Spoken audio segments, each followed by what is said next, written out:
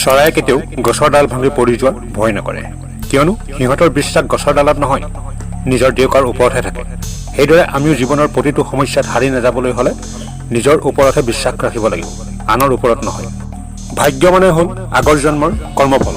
কৰ্মই ভাগ্যৰ সলনি কৰিব পাৰে, গতিকে নিজৰ ওপৰত বিশ্বাস ৰাখি কৰ্ম কৰি যাওক, এদিন নিশ্চয় সফল হ'ব।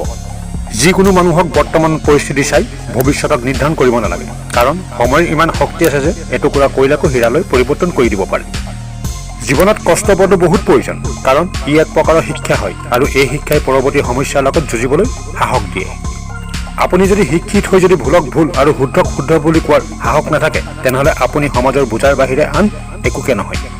আপুনি যিমানেই যি নকওক কিয় মনে মনে থকাৰ অভ্যাস কৰি লওক, কাৰণ সূৰ্যৰ যিমানেই চোকা ৰ'দ দিলেও সাগৰক কেতিয়াও শুকুৱাব নোৱাৰে।